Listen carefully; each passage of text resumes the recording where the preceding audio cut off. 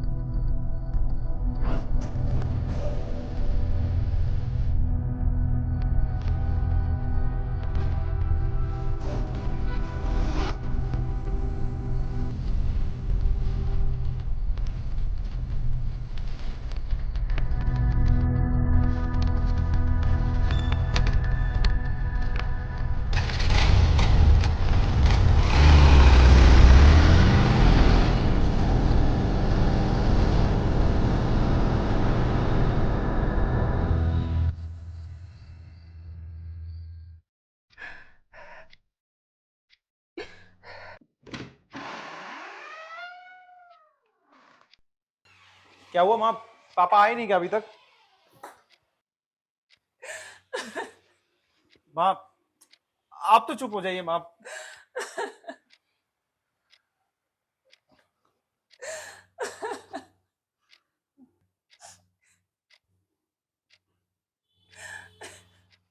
पापा आप कहाँ थे यार? माँ कब से परेशान है, एक फोन तो कर ही सकते थे ना।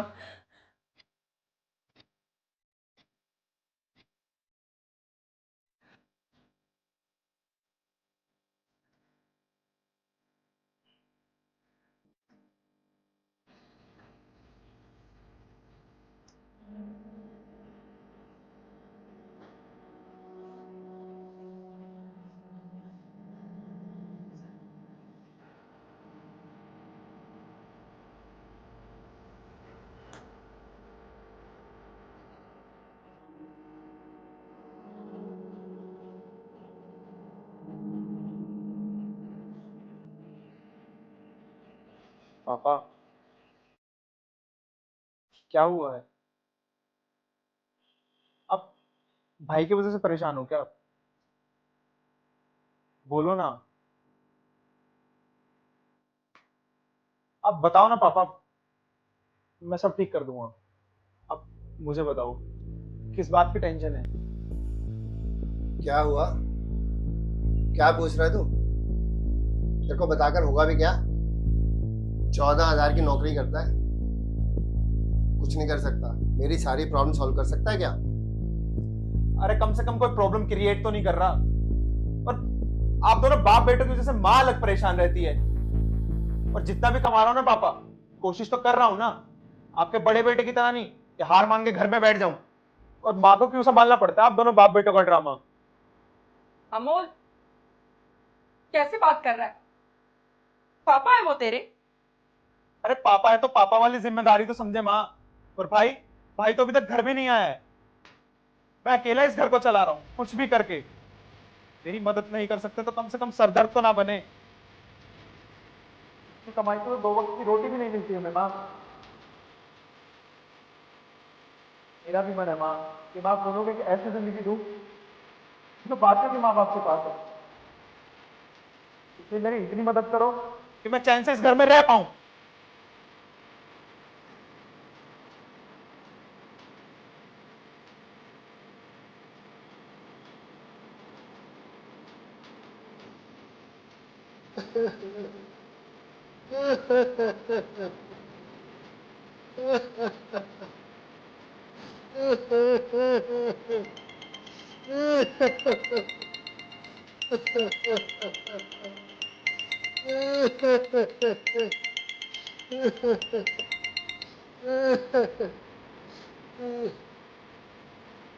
हेलो। हेलो। भाई साहब, क्या चल रहा है ये? क्यों इस उम्र में अपने परिवार को सड़क पर लाने पे तुले हो आप? आज भर का टाइम मांगा था, दिया ना। अब कल सुबह आप जानो और आपका परिवार जाने। पैसे तो मैं लेके रहूंगा।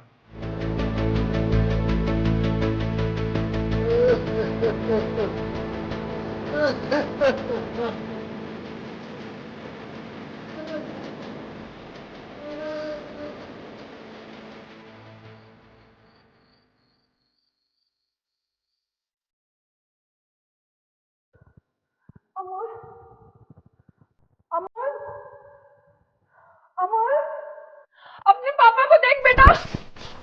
अमोल, अमोल,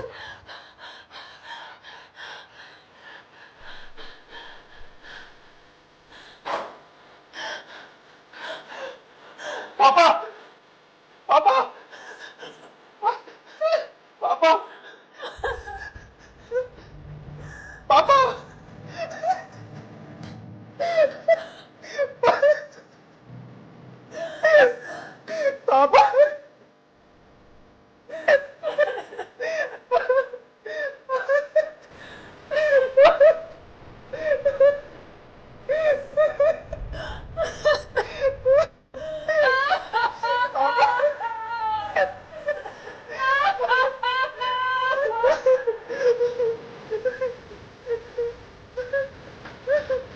पापा,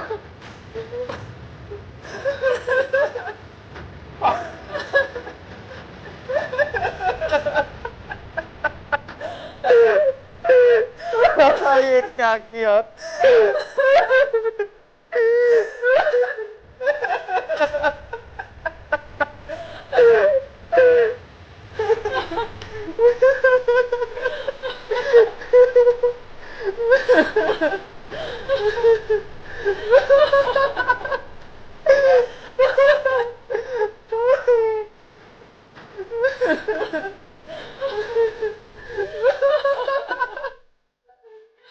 अमोल, जब तक ये लेटर तुझे मिलेगा तब मैं इस दुनिया में शायद ना रहूं। मुझे माफ़ करना बेटा। मैं जो बेहतर बाप बनने की कोशिश कर रहा था वो ख़त्म करने जा रहा हूँ। मैंने पूरी कोशिश करी कि तुम लोगों को अच्छी ज़िंदगी दे सकूं, पर उसे और बदतर बना दिया। बचपन में जब तू और तेरा बड़ा भाई अपने दोस्तों को उनके परिवार के साथ घूमने जाता देखते थे, तब घर आकर जिद करते थे और मैं तुम्हें डांट के मना कर देता था। बेटा, तुम्हें जितना मेरी ना सुनने का दुख होता था, उससे ज़्यादा मैं तुम्हें ना कह के तड़पता था। तब भी मैं सोचता था कि एक दिन अपने परिवार को वो सब दूंगा जो बाकी दुनिया अपने परिवार के लिए कर रही है। इन सब चीज़ों से मैंने सोचा नहीं था कि तुझे मुझसे नफरत हो जाएगी। तेरी माँ ने तुम दोनों को बड़ा करते समय कभी ये नहीं लगने दिया कि कुछ कमी रह गई हमारे पास। यहाँ तक कि नौकरी के लिए भी तैयार थी, मगर अब मुझे मेरे आखिरी समय पे ये समझ आ रहा है कि वो ज़िद भी क्या करती। उस बेचारी को तो पता था कि मैं उसकी कोई मांग पूरी करने लायक नहीं, इसलिए उसने कभी उम्मीद भी नहीं रखी। तेरे बड़े भाई ने कभी कोई काम नहीं करा। उसका सपना था हमेशा से कि वो बिजनेस करे। बस उसी सपने को पूरा करने के लिए मैंने बैंक से अपने नाम पे बिजनेस लोन लिया था। सोचा इससे उसकी ज़िंदगी तो बदलेगी, पर लोन का पैसा जब मेरे हाथ में आया तो मेरे अंदर एक मलाल जागा कि मैं तेरे लिए भी कहाँ को भी कुछ कर पाया। तो अपने ऑफिस के दोस्तों की राय सुन के मैंने स्टॉक मार्केट खेलना स्टार्ट करा। सोचा उससे जो पैसा आएगा उससे तेरे लिए कुछ और करूँगा, और वो लोन के पैसे मैंने स्टॉक में लगाए, ये सोच के इससे मेरे दोनों बच्चों की ज़िंदगी बेहतर हो जाएगी। पर मैं बदनसीब यहाँ भी हार गया सब।